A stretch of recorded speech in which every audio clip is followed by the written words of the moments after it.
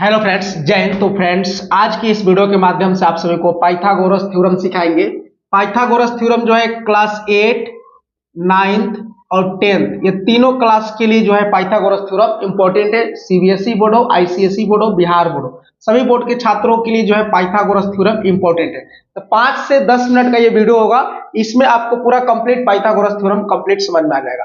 देखिए, पहला क्या है, पाइथागोरस थ्योरम क्या होता है। इन ए राइट एंगल ट्रेंगल, यानी आपके पास एक राइट एंगल ट्रेंगल होगा। राइट एंगल ट्रेंगल बोले तो राइट एंगल ट्रेंगल में एक जो थीटा का वैल्यू होगा, एंगल होगा, वो 90 डिग्री होगा।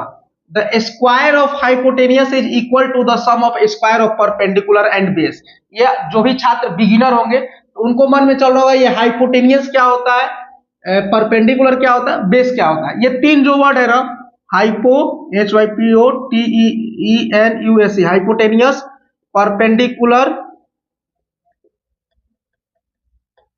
और बेस, ये तीनों मैं आपको वर्ड को क्लियर कर दूं। देखिए, आगे हम यदि हाइपोटेनियस की यूज करेंगे तो हम H यूज करेंगे, हाइपोटेनियस के लिए H यूज करेंगे, परपेंडिकुलर के लिए P यूज करेंगे और बेस के लिए B यूज करेंगे। जहां B यूज करेंगे तो वहां आपको समझना है बेस यूज कर रहे हैं, जहां P यूज करेंगे वहां आपको परपेंडिकुलर समझना है, जहां H यूज करेंगे वहां आप लोग को हाइपोटेनियस समझना है। तो देखिए, राइट एंगल ट्रेंगल है यहाँ पर 90 डिग्री, तो 90 डिग्री के सामने जो साइड है ये हाइपोटेनियस होता है, यानी H होता है। पूरा जो ये राइट एंगल ट्रेंगल का सबसे बड़ा साइड जो होता है वो हाइपोटेनियस होता है।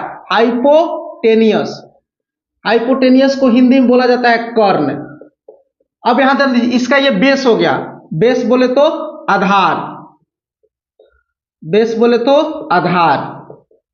और ये जो आपको लाइन दिखाई दे रहा है एकदम लंबा, इसको बोलेंगे परपेंडिकुलर, परपेंडिकुलर यानी लंब। ठीक है, ये जो तीन वर्ड है हाइपोटेनियस, अब समझ में आ गया। 90 डिग्री एक राइट एंगल ट्रेंगल है जिसमें 90 डिग्री होगा, तो 90 डिग्री के सामने जो होगा वो हाइपोटेनियस होगा, और जो नीचे ये है बेस है, और जो खड़ा लाइन है ये परपेंडिकुलर है। अब आपको ध्यान देना है क्या है, द स्क्वायर ऑफ हाइपोटेनियस, यानी हाइपोटेनियस का जो भी वैल्यू होगा उसका स्क्वायर करेंगे, वो जो है इक्वल होगा किसका, the sum of square of perpendicular and base. और परपेंडिकुलर और बेस का जो भी वैल्यू होगा ये दोनों का स्क्वायर करके जोड़िएगा तो इसका हाइपोटेनियस के स्क्वायर के बराबर हो जाएगा। एक एग्जांपल लेते हैं क्वेश्चन, जैसे एक राइट एंगल ट्रेंगल है ABC, ये जो है 4 सेंटीमीटर लेते हैं, इसको 3 लेते हैं, इसको 3 सेंटीमीटर, इसको लेते हैं 4 सेंटीमीटर। ये यानी हाइपोटेनियस हम लोग को नहीं पता है। तो देखिए, जो हाइपोटेनियस का फॉर्मूला होता है H equal to P square plus B square, under root में इसको डाल देना है।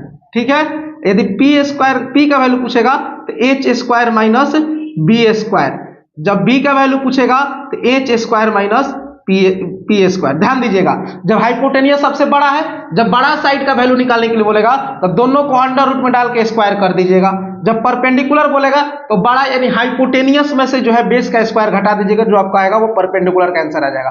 बेस के लिए क्या करना है, हाइपोटेनियस से जो है परपेंडिकुलर का, हाइपोटेनियस के स्क्वायर माइनस परपेंडिकुलर का स्क्वायर करके जो भी वैल्यू आएगा आपका आंसर आ जाएगा। ये तीन फॉर्मूला है। हाइपोटेनियस निकालने के लिए परपेंडिकुलर प्लस बेस का स्क्वायर रूट में डाल देना है, परपेंडिकुलर निकालने के लिए H square minus B square root में डाल देना है, बेस निकालने के लिए यानी आधार निकालने के लिए रूट में डालकर H square minus B square.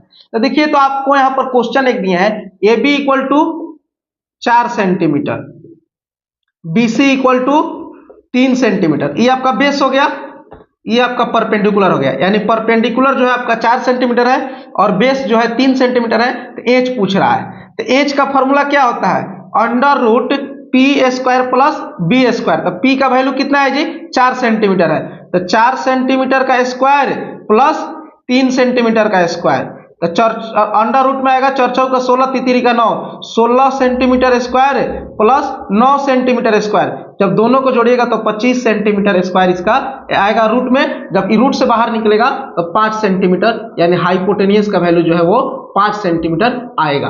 I hope आपको ये H निकालने आ गया।